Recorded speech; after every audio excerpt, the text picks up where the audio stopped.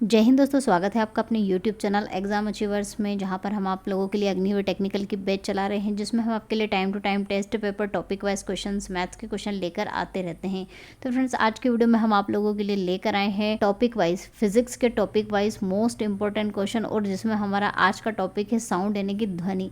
इसके क्वेश्चन भी एग्जाम में बहुत ज़्यादा पूछे जाते हैं और मैंने वही क्वेश्चन आप यहाँ पर मैं आप लोगों के लिए लेकर आई हूँ, जो कि बहुत ज़्यादा रिपीट होते हैं और बहुत ज़्यादा इंपॉर्टेंट है।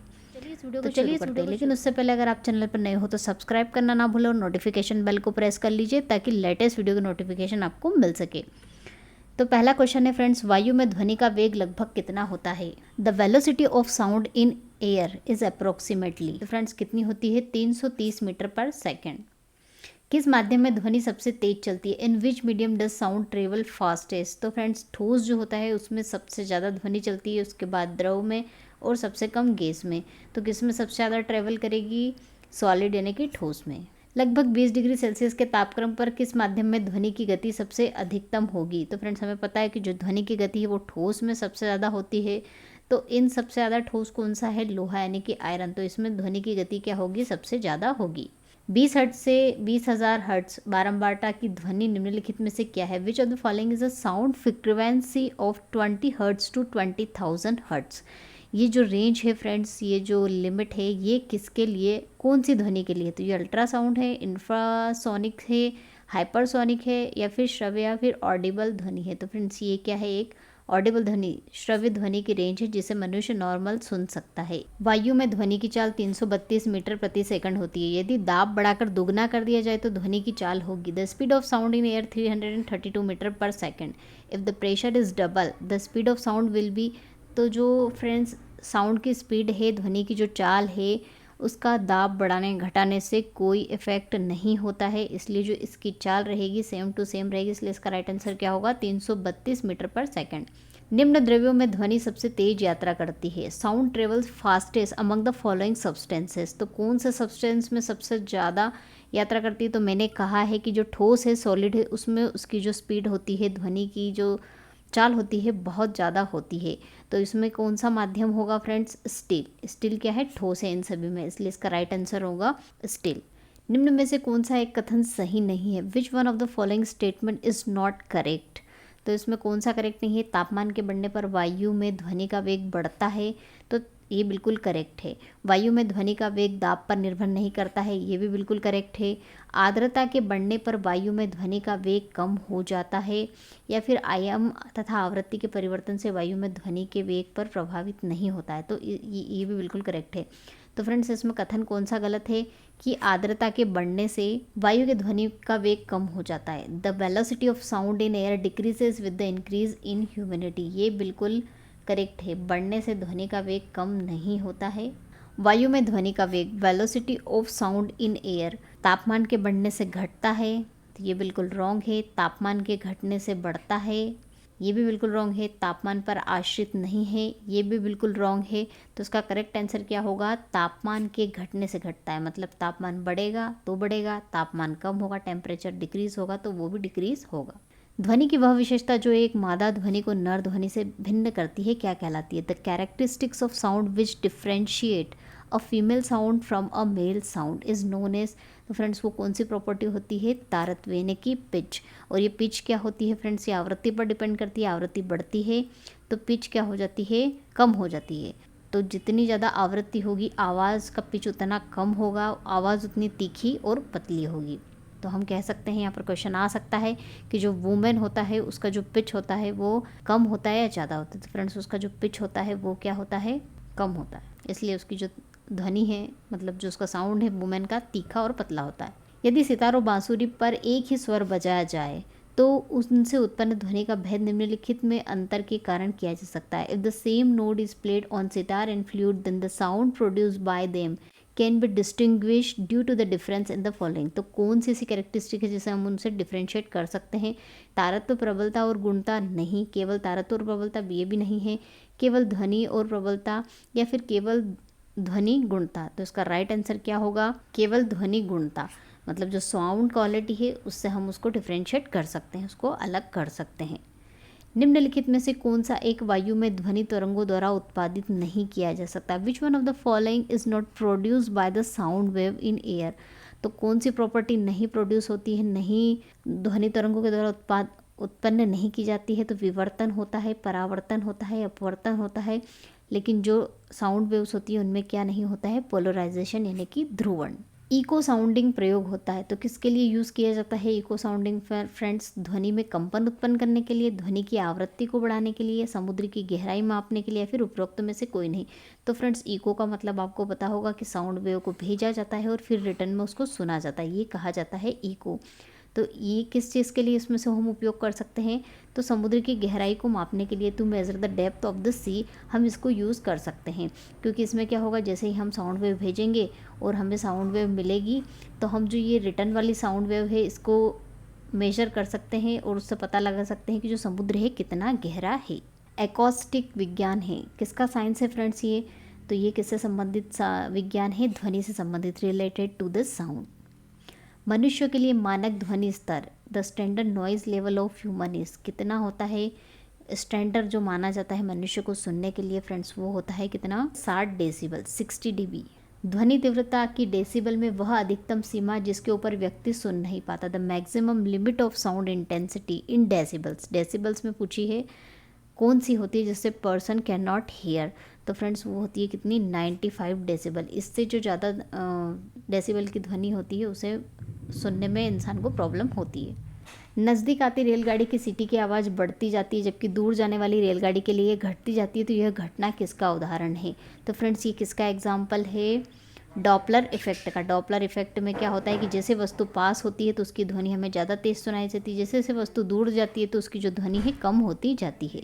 एक अंतरिक्ष यात्री अपने सहपाठी को चंद्रमा की सतह पर नहीं सुन सकता, क्यों नहीं सुन सकता? तो इसका राइट आंसर फ्रेंड्स क्या होगा? ध्वनि प्रचारित करने के लिए माध्यम नहीं होता है। Sound is not medium for propagation, उसमें मीडियम नहीं होता है, माध्यम नहीं होता है, क्योंकि वहाँ पर वायुमंडल नहीं पाया जाता, इसलिए वहाँ पर ध्वनि सुनाई नहीं देती है। डेसिबल का प्रयोग निम्नलिखित में से किसके मापन के लिए किया जाता है? Decibel is use to measure which of the following? तो फ्रेंड्स, डेसिबल किसको मापने की इकाई है? ध्वनि की तीव्रता यानी कि इंटेंसिटी ऑफ साउंड। सोनार अधिकांशतः प्रयोग में लाया जाता है। सोनार इज मोस्टली यूज्ड इन, किसके लिए प्रयोग किया जाता है फ्रेंड्स? ये किसके द्वारा? नौ संचालकों यानी कि नेविगेटर्स के द्वारा इसका उपयोग किया जाता है। रेडियो का समस्वरण स्टेशन उदाहरण है। The tuning station of radio is an example of, किसका एग्जाम्पल है फ्रेंड्स? ये अनुनाद यानी कि रेजोनेंस का। निम्नलिखित कथनों में से कौन सा सही है? ध्वनि का वेग, विच of the following statement is correct about the speed of sound? माध्यम की प्रकृति पर निर्भर नहीं करता, नहीं, ये मीडियम पर डिपेंड करता है। गैसों में अधिकतम और द्रवों में न्यूनतम होता है, ये भी बिल्कुल रॉन्ग है।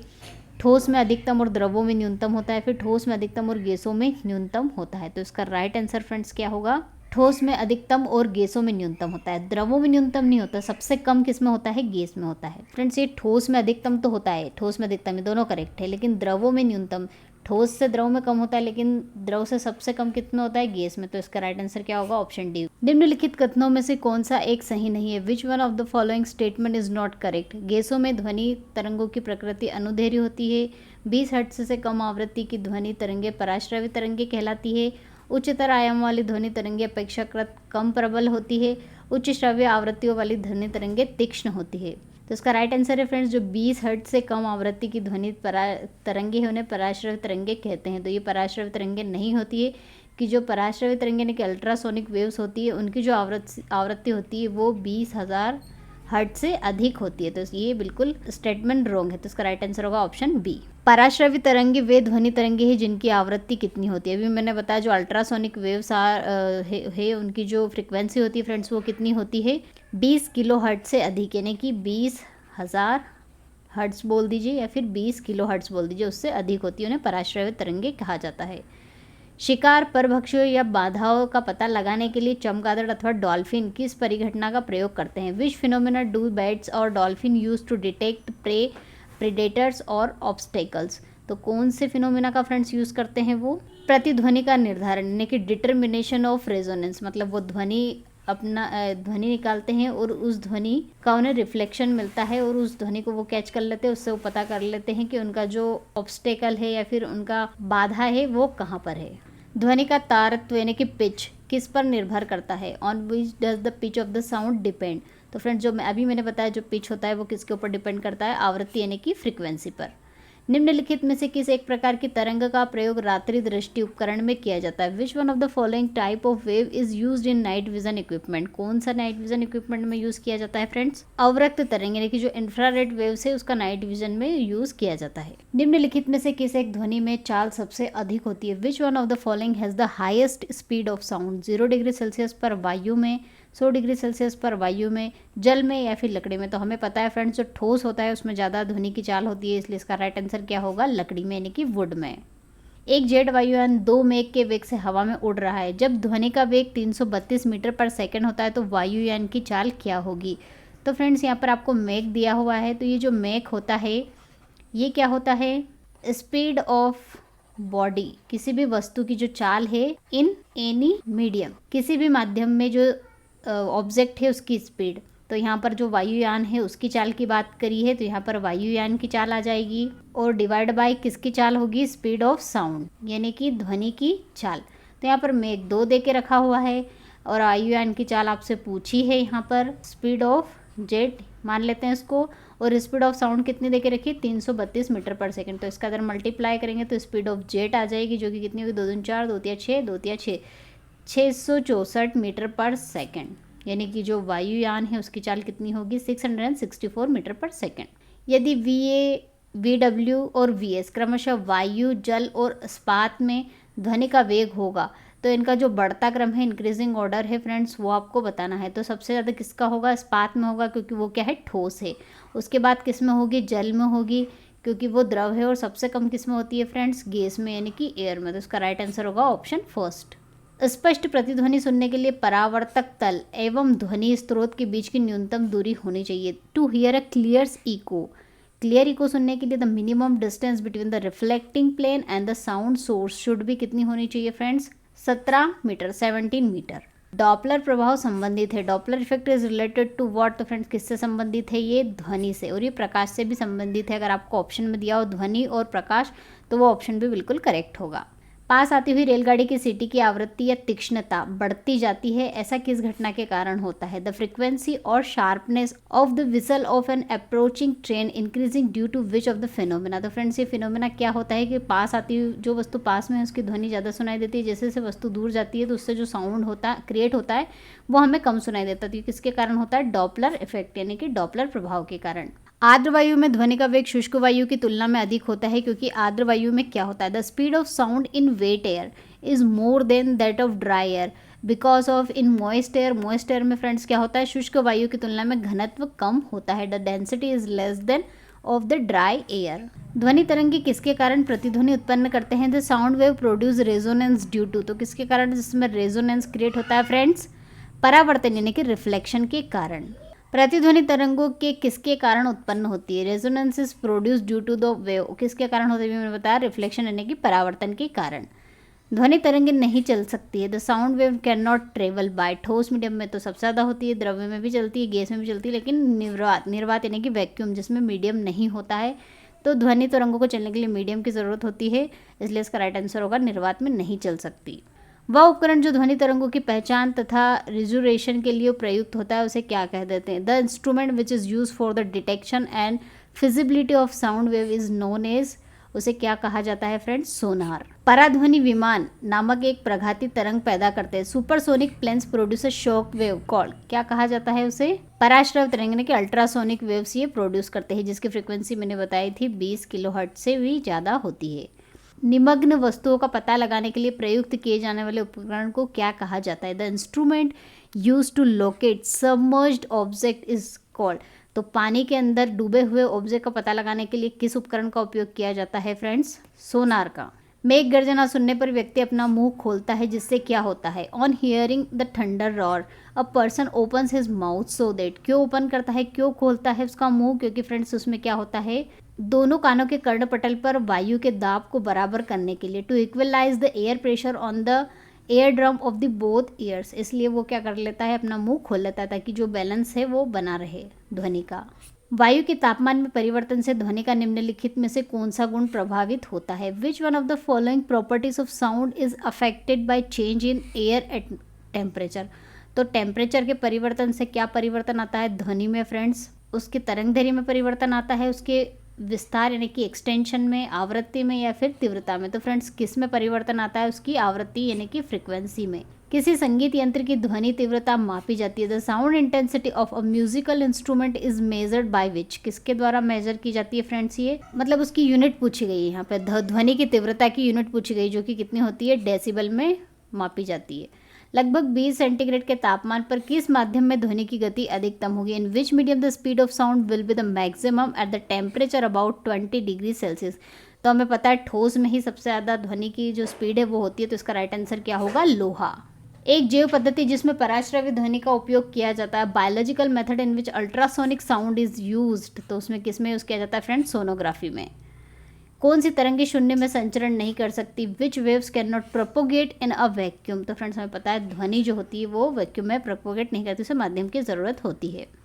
किसी दिए गए माध्यम में एक ध्वनि तरंग के लिए आवृत्ति इतनी है और गति इतनी है, तो तरंग की दैर्घ्य की जो वैल्यू है वो आपको फाइंड आउट करनी है। तो फ्रीक्वेंसी इंटू तरंग दैर्घ्य इज इक्वल टू होता है वेलोसिटी। ये रिलेशन आपको याद रखना है। तो उसमें फ्रीक्वेंसी कितनी दे के रखी है? 8800, और लेमड़ा की वैल्यू पूछी है, और वेग आपको दिया है 332। तो लेमड़ा की वैल्यू यहाँ से मिल जाएगी 352 डिवाइड बाय 8800, इसको डिवाइड करेंगे यहाँ से तो कितना होगा? 4 2 जा 8, 4 2 जा 8, 4 8 जा 32, 4 8 जा 32, 11 2 जा 22, 11 8 जा 88, 2 1 जा 2, 2 4 जा 8। तो यहाँ जो वैल्यू मिलेगी वो कितनी मिलेगी फ्रेंड्स? 4 डिवाइड बाय 100 यानी कि 0.04 मीटर। तो इसका राइट आंसर होगा ऑप्शन डी। बड़े आयाम वाले ध्वनि कंपन को उत्पन्न करते हैं। Large amplitude sound variations produce, क्या प्रोड्यूस करते हैं फ्रेंड्स? बड़े आयाम की जो ध्वनि होती है वो क्या उत्पन्न करती है? ऊंची ध्वनि यानी कि लाउड साउंड। माध्यम में ध्वनि तरंगों की प्रकृति होती है। In the medium the nature of sound wave इस कैसा होता है फ्रेंड्स? तो ध्वनि तरंगों की जो प्रकृति होती है फ्रेंड्स वो क्या होती है? केवल अनुप्रस्थ यानी कि ट्रांसवर्स वेव होती है। और ट्रांसवर्स वेव मैंने आप सभी को बताया है क्या होती है। ऐसी तरंगें होती है जो कि तरंग की दिशा में माध्यम के कण इसमें गति करते हैं। माध्यम के कणों की गति बिल्कुल इसके समांतर ही होती है, इसके साथ साथ होती है। ऐसी तरंगों को क्या कहा जाता है? अनुप्रस्थ यानी कि ट्रांसवर्स वेव। एक ध्वनि तरंग की आवृत्ति 50 हर्ट्ज है और इसकी तरंग दैर्घ्य 4 मीटर है। 3 सेकंड में ध्वनि तरंग द्वारा उत्पन्न की गई दूरी आपको बतानी है। तो यहाँ पर दे के रखा हुआ है फ्रेंड्स आवृत्ति, फ्रीक्वेंसी, और हमें पता है फ्रीक्वेंसी इंटू वेवलेंथ, तरंग दैर्घ्य इज इक्वल टू कितना होता है? गति यानी कि वेग। तो ये फ्रीक्वेंसी कितनी है? 50 हर्ट्ज, और यहाँ पर तरंग दैर्घ्य 4 मीटर दे के रखी है। तो यहाँ से वेग आ जाएगा जो कितना आएगा? 200। ये आ जाएगी वेलोसिटी, और यहाँ पर हमें पता है कि जो वेलोसिटी क्या होती है? डिस्टेंस अपॉन टाइम, और यहाँ पर दूरी पूछी गई है, समय दिया है 3 सेकंड, और वेलोसिटी हमने 200 निकाल ली है। तो 3 2 जा 6, तो ये जो आएगी मीटर में आएगी डिस्टेंस। तो कितनी दूरी तय करेगी वो? 600 मीटर। ध्वनि की आवृत्ति f, तरंग दैर्घ्य लैम्डा और गति v के बीच में क्या संबंध है? What is the relationship between the frequency, wavelength and the speed of the sound? तो क्या होता है friends? f into lambda is equal to v होता है। तो इससे हम क्या निकाल सकते हैं? f is equal to v divide by lambda. तो इसका राइट आंसर होगा ऑप्शन फर्स्ट। तो फ्रेंड्स इस वीडियो में मैंने साउंड से रिलेटेड जितने भी मोस्ट इंपॉर्टेंट क्वेश्चन है वो सभी कवर कर लिए हैं। आई होप वीडियो आपको पसंद आया तो लाइक कीजिए, चैनल को सब्सक्राइब करना ना भूलें, नोटिफिकेशन बेल को प्रेस कर लीजिए ताकि लेटेस्ट वीडियो की नोटिफिकेशन आपको मिल सके। मिलते हैं नेक्स्ट टॉपिक के साथ नेक्स्ट वीडियो में, तब तक के लिए जय हिंद, जय भारत, वंदे मातरम।